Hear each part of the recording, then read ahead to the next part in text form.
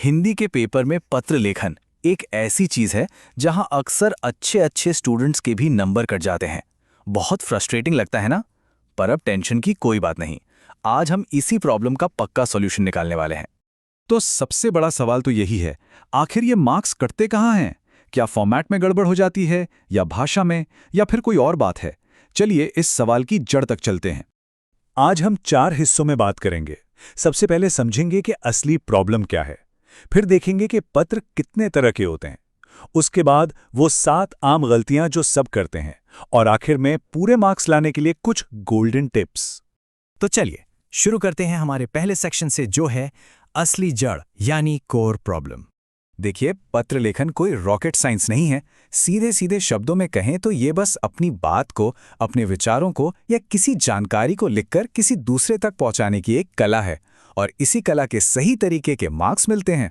अच्छा, अब आगे बढ़ते हैं और देखते हैं कि पत्र होते कितने तरह के हैं। ये समझना बहुत बहुत ज़रूरी है, क्योंकि यहीं से फॉर्मेट के सारे नियम शुरू होते हैं। तो मोटे तौर पर पत्र 2 तरह के होते हैं, औपचारिक और अनौपचारिक। औपचारिक यानी फॉर्मल लेटर्स हम प्रिंसिपल, किसी सरकारी अफसर या किसी कंपनी को लिखते हैं, जैसे छुट्टी की एप्लीकेशन। और अनौपचारिक यानी इनफॉर्मल लेटर्स वो होते हैं जो हम अपने दोस्तों, परिवार वालों को लिखते हैं। जाहिर है, दोनों का मकसद और लिखने का अंदाज यानी टोन बिल्कुल अलग होता है। अब जो बात सबसे ज़रूरी है वो है फॉर्मेट। फॉर्मल लेटर के लिए ये फॉर्मेट एकदम पक्का है, इसे रट लेना है। सेवा में से शुरू होगा, फिर जिसे लिख रहे हैं उसका पद और पता, फिर विषय, महोदय, फिर अपनी बात, और आखिर में आपका आज्ञाकारी विद्यार्थी, नाम, क्लास और तारीख। ये स्टेप्स आगे पीछे नहीं होने चाहिए। वहीं दूसरी तरफ इनफॉर्मल लेटर का फॉर्मेट काफ़ी सीधा और सरल होता है। प्रिय मित्र या प्रिय पिताजी से शुरू किया, नमस्ते या नमस्कार बोला, अपनी बात लिखी और अंत में आपका मित्र और अपना नाम लिख दिया, बस। इसमें विषय या लंबे चौड़े पते की कोई ज़रूरत नहीं है। ठीक है, तो अब आते हैं असली मुद्दे पर। अब हम उन 7 गलतियों को देखेंगे जिनकी वजह से एग्जाम में सबसे ज़्यादा मार्क्स कटते हैं। यहाँ पर ज़रा ध्यान से सुनिएगा, क्योंकि यहीं सुधार की सबसे ज़्यादा ज़रूरत होती है। पहली और सबसे बड़ी गलती, फॉर्मेट में गड़बड़। कई बार स्टूडेंट्स जल्दी जल्दी में एक सेवा में लिखना भूल जाते हैं, या विषय छोड़ देते हैं, या फिर आखिर में नाम लिखना ही भूल जाते हैं। एक बात गांठ बांध लीजिए, एग्जामिनर सबसे पहले फॉर्मेट ही देखता है। सही फॉर्मेट मतलब पूरे नंबर की तरफ पहला सही कदम। दूसरी आम गलती है फॉर्मल और इनफॉर्मल की खिचड़ी बना देना। सोच कर देखिए, प्रिंसिपल को प्रिय मित्र लिखना कितना अजीब लगेगा, या अपने दोस्त को चिट्ठी में महोदय कहना। हर पत्र का संबोधन यानी सैल्यूटेशन उसके टाइप के हिसाब से ही होना चाहिए। ये एक बहुत ही सीरियस गलती है।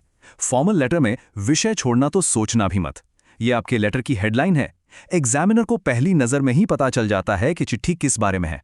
और हाँ, इसे हमेशा छोटा और सिर्फ एक लाइन में लिखना है। अब आती है गलती नंबर 4। ये एक बहुत बड़ा वहम है, एक मिथ है।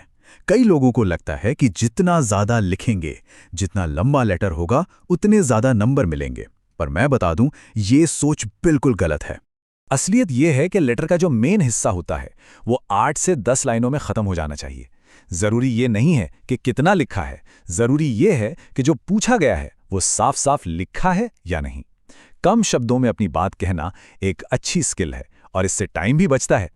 अगली गलती, बहुत भारी भरकम मुश्किल शब्दों का इस्तेमाल करना। अरे भाई, अच्छे नंबर लाने के लिए हिंदी का प्रोफेसर बनना ज़रूरी नहीं है। अक्सर मुश्किल शब्द लिखने के चक्कर में स्पेलिंग की गलतियां हो जाती हैं और नंबर कट जाते हैं। तो क्या करना है, सरल और शुद्ध हिंदी का इस्तेमाल करें। आपकी बात साफ समझ आनी चाहिए, बस। देखिए, विराम चिह्न यानी कॉमा, फुल स्टॉप, ये सब ट्रैफिक सिग्नल की तरह होते हैं। कहाँ रुकना है, कहाँ थोड़ा ठहरना है, ये वही बताते हैं। अगर ये सही जगह पर ना हो तो पढ़ने वाले के लिए मतलब का एक्सीडेंट हो सकता है। इसलिए इनका सही इस्तेमाल बहुत ज़रूरी है। और 7वीं और आखिरी आम गलती है लेटर का सही अंत न करना। उसे अधूरा छोड़ देना एक बहुत बड़ी भूल है, खासकर फॉर्मल लेटर में। धन्यवाद और आपका आज्ञाकारी विद्यार्थी लिखने के बाद अपना नाम, क्लास और डेट लिखना कभी नहीं भूलना चाहिए। तो हमने गलतियां तो समझ लीं, अब इलाज की बात करते हैं। ये रहे कुछ गोल्डन टिप्स जो पूरे नंबर लाने में पक्की मदद करेंगे। तो सबसे पहला गोल्डन रूल, हमेशा फॉर्मेट पहले लिखें।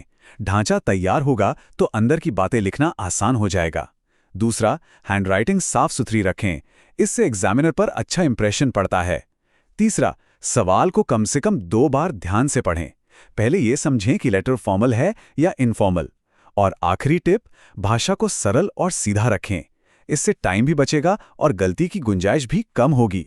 तो जैसा कि हमने देखा, अगर इन छोटी छोटी बातों का ध्यान रखा जाए तो पत्र लेखन में पूरे नंबर स्कोर करना कोई मुश्किल काम नहीं है। ये सब सिर्फ थोड़ी सी प्रैक्टिस और सावधानी की बात है। उम्मीद है ये सारी बातें काम आएंगी।